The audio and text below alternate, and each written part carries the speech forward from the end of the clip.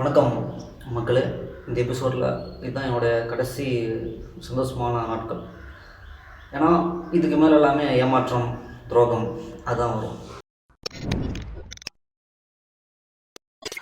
இப்போ அந்த பொண்ணு வீட்டில் டிவி இருக்குது. இதுதான் அந்த பொண்ணு ஒரு வீடு. அவங்க சாப்பிட்றது, தூங்குறது, டிவி பார்க்குறது, அகைன் சாப்பிட்றது, தூங்குறது, டிவி பார்க்குறது. இந்த படையப்பா படத்தில் வர நீலாம்பரி மாதிரி கதை சாத்திக்கிறது, டிவி மட்டும் ஓட்டே இருக்கும். அந்த மாதிரி சாப்பாடு மட்டும் அவங்க இருந்தால் சாப்பிடுவாங்க, இல்லை அப்படின்னா அப்படியே பட்டினி கிடப்பாங்க. அவங்களுக்கு தேவை டிவி. எனக்கா போவோம், என்னடா இந்த பொண்ணு இப்படியே இருக்குது, ஒரு சைக்கலாஜிக்கலாக அது அஃபெக்ட் ஆகும் அப்படின்னு சொல்லிட்டு என்ன பண்ணுறது, நான் அப்பப்போ மெயின் ஆஃப் பண்ணுறேன். நான் நினச்சேன்னா சரி மெயின் ஆஃப் பண்ணால் கீழே வருவாங்க அப்படின்னு நான் நினச்சிட்டு இருந்தேன். ஆனால் அது நடக்கலை. எப்போ மெயின் ஆஃப் பண்ணுறனோ அப்போ அவங்க ஃபோன் எடுத்துப்பாங்க.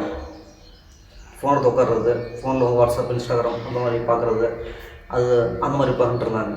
கரண்ட் கட் ஆனால் கீழே வருவாங்க, எங்கள் ஃபேமிலி கூட இருப்பாங்க, எங்கள் அம்மா கூட இருப்பாங்க. அப்படின்னா நான் ஆஃப் பண்ணேன். ஆனால் அவங்க மெயின் ஆஃப் பண்ணாலும் அவங்க ஃபோன் பார்த்துட்டு உட்காந்துருந்தாங்க. எனக்கு இந்த டிவி, ஃபோன் அதெல்லாம் இன்ட்ரெஸ்ட் இல்லை. ஏன்னா எனக்கு ஒரு உயிர். அதாவது நான் பேசணும், யார்ட்டாச்சும் பேசணும், உட்காரணும், மனசு விட்டு பேசணும். ஏன்னா என்னோடய மைண்ட் தாட்டே அப்படி தான். கெஜெட்ஸ் மேலே தான் எனக்கு அந்த ஒரு இன்ட்ராக்ட் ஆக மாட்டேன். உயிர்கள் இன்கேஸ் வீட்டில் அப்பமெல்லாம் கூட ஏதோ ஒரு நாய் கூட்டு வச்சு கொஞ்சிட்ருப்பேன். ஸோ இதுதான் என்னுடைய ஹேபிட். அப்பயும் அந்த பொண்ணு என் கூட உட்கார்றது, பேசுகிறது, நானும் ஆசைப்பட்டேன் உட்காருவாங்க, பேசுவாங்க அப்படின்ட்டு. கடைசி வரைக்கும் அது நடக்கவே இல்லை. ஏன்னா அவங்களுக்கு தேவை டிவி, ஃபோனு, அது மட்டும் இருந்தால் போதும். ஒரு நாள் அந்த பொண்ணு என்ன ஆசைப்பட்டாங்கன்னா, நைட் டைமில் ஒரு லாங் ட்ரைவ் போய்ட்டு அப்படியே காஃபி சாப்பிட்ணும் அப்படின்னு ஆசைப்பட்டாங்க. இப்போது நைட் டைம் அப்படின்னா அவங்க அப்பா, அவங்க அண்ணா எல்லாருமே இருப்பாங்க. ஸோ இப்போ என்ன பண்ணுறோம் அப்படின்னா, நானும் அவங்க அம்மாவும் 2 பேரும் சேர்ந்து பிளான் பண்ணுறோம். யாரும் சந்தேகம் வந்துடக்கூடாதுன்னு சொல்லிவிட்டு அவங்க அம்மா, அவங்க பொண்ணு ஒரு பைக்கு, நான், அவங்க அப்பா, அவங்க அண்ணன் ஒரு பைக்கில் போகிறேன். எங்கேயும் சுற்றுறோம். அன்டைம் ஆச்சு. டீ கடையில் எனக்கு தெரியும், அங்கே டீ இருக்காதுன்னு தெரியும். பட் வந்து அங்கே போவோம். போயிட்டு டீலும் சொல்லுவாங்க, அப்புறமா அடுத்த கடை டீலும் சொல்லுவாங்க. அப்படியே போய் கடைசியில் ஹைவேஸில் தான் டீ குடித்தோம். ஏன்னா ஹைவேஸில் தான் இருக்குன்னு எனக்கு தெரியும். ஸ்ட்ரெயிட்டாக ஹைவேஸ் வராமல் சும்மா அப்படியே அங்கேயும் சுற்றிட்டு அப்புறமேட்டு கடைசியாக தான் இங்கே டீ குடித்தோம். இது ஒரு முக்கியமான நிகழ்வு.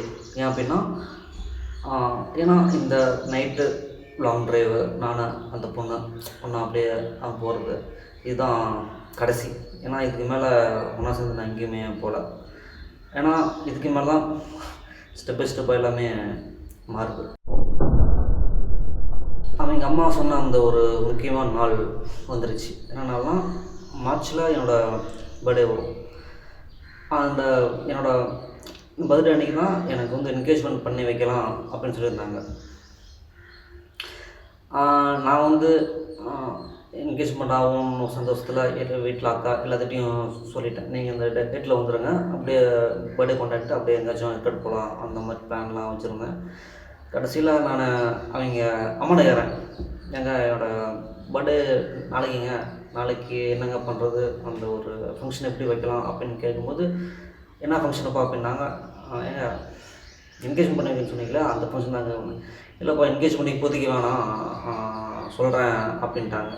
சொல்லிட்டாங்க அவங்க மட்டும் கிளம்பிட்டாங்க, வேலைக்கு கிளம்பிட்டாங்க. எனக்கா ஒன்றும் புரியல.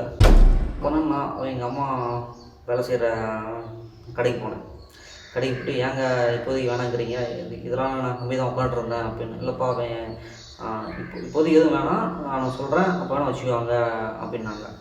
அப்புறம் நான் என்னோடய ஃபேமிலி சுச்சுவேஷனை, என் சுச்சுவேஷனை எல்லாத்தையும் சொல்லி புரிய வச்சு நான் சொல்லிட்டேன். அப்பயும் சொல்லிட்டோம், ஓப்பனாக சொல்லிட்டேன், இல்லைங்க உங்கள் பொண்ணு என்னை விட்டு போகிற மாதிரி ஒரு ஃபீல் ஆகுதுங்க. என்னென்னா நான் எங்கே இருக்கணும் அங்கே வருவாங்க, என் கூட உட்காருவாங்க. ஆனால் இப்போ அப்படி இல்லை. என்னை விட்டு கொஞ்சம் கொஞ்சமாக விலகி போகிறாங்க. இதில் நீங்கள் ஒரு டிவி வாங்கி வச்சிட்டிங்க, ஃபோனை வாங்கி வச்சிட்டிங்க. அதனால் வீட்டுக்கும் வரமாட்டுறாங்க. அந்த ஒரு ஒரு அட்டாச்மெண்ட் இல்லாமல் போச்சுங்க அப்படின்னு சொல்லி புரிய வச்சு, அப்புறமேட்டு அவங்க அம்மா சொல்கிறாங்கன்னா, சரிப்பா உன் பர்த்டேக்கு வேணாம், என் பொண்ணு பர்த்டேக்கு வச்சுக்கலாம் அப்படின்ட்டாங்க. அந்த பொண்ணை பார்த்துட்டு மே மாதம் நான் என்ன பண்ணேன், சரி ஓகே நான் கேட்டேன், கன்ஃபார்மாக அவங்க பர்த்டே அன்றைக்கி வைப்பீங்களா அப்படின்னு. கண்டிப்பாக வைக்கிறோம்ப்பா, நீ ஃபேமிலியில் சொல்லிடு அப்படின்ட்டாங்க. அப்பையும் அவங்க அம்மா என்னை ஏமாத்துறாங்கன்னு எனக்கு தெரில. அடுத்த நாள் என்னோடய பர்த்டே.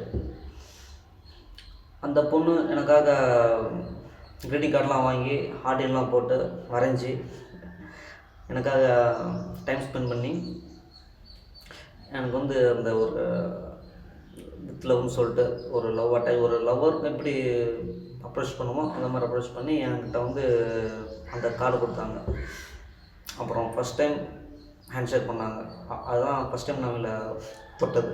அந்த பொண்ணு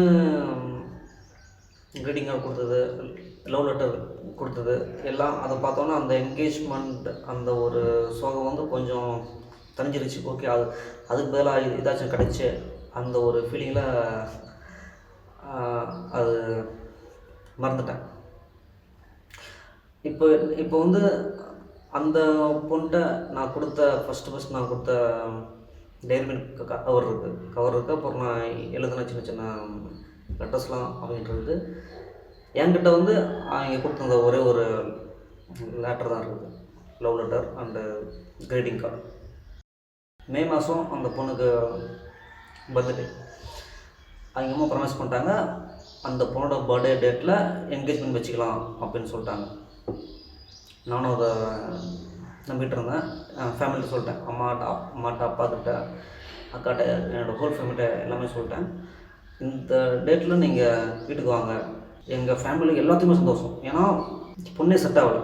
பட் இப்போ வந்து என்கேஜ்மெண்ட் ஆகணும்னு சொன்னால் எல்லாத்துக்குமே சந்தோஷம். எல்லாருமே ஒரு ஆர்வத்தோட சந்தோஷத்தோடு இருக்காங்க. ஆனால் அந்த பொண்ணோட பர்த்டே அன்றைக்கி தான் லவ் பிரிஞ்சு.